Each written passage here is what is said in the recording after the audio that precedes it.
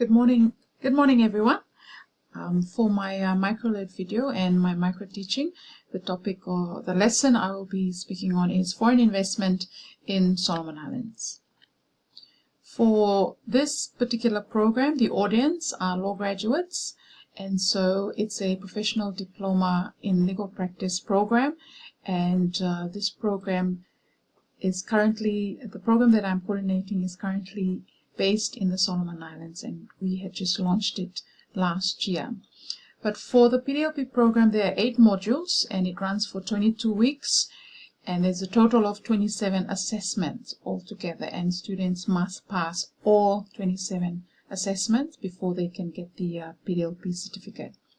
So the topic of foreign investment is taken out from the LWD05 module, which is on business law practices and skills. At the moment, there are 18 students that are based in Solomon Islands, and I can confirm that none of my students are colorblind or disabled. For the program, one of the learning outcomes is for students to be able to apply fundamental lawyering skills in legal practice situations.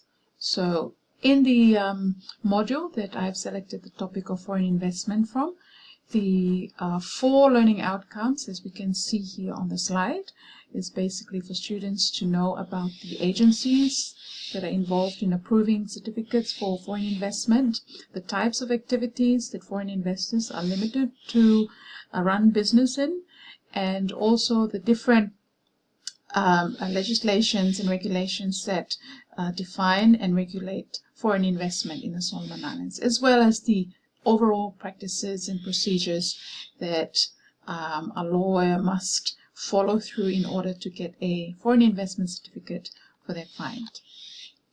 For the mode of delivery, this program is taught on blended mode, and most of my teaching is done online. And this year, I'm happy to say that I've started using Zoom, which has been very helpful in compensating the lack of face-to-face component that I have with my students in Honiara. However, there are assessments that are face-to-face, so for those assessments, I travel to Honiara to conduct with my students. These are actual photos of our classroom layout, and usually we just change chairs around. When it's a group activity, it's different. When it's a face-to-face assessment, the room is set up differently. When there's a guest lecture, the room is set up differently. But there's also a picture there of our modem telecom broadband in the Solomon Islands, which basically provides Wi-Fi for the students in the classroom.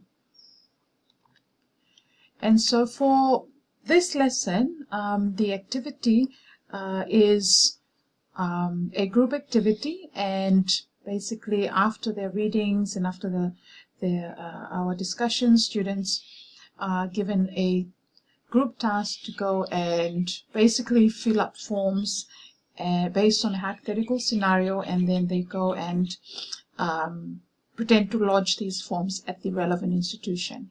And this is also helping them to identify where is the institution, what are the fees, what are the relevant forms, and then they finish off by drafting a letter of advice to their hypothetical client. So this is the activity following the lesson, and that's given to them. They have about, within 24 hours, I give a group feedback which is posted on the Moodle page for all the different groups. And then for the assessment, the students are tasked with completing a company file, which simply is that they have to put in all the documents that they have completed, and they have filled in all the processes, even to do with trust accounts, the monies that their clients have paid into their law firm, and the monies that is being paid out of their trust account.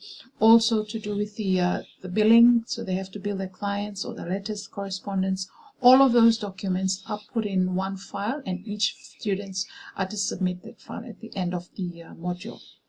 And so we can say that this particular type of assessment is a summative assessment, which I will then check the individual files and see if students have done all the proper forms and the documents are all done correctly as well, and then the students will be graded as competent or incompetent.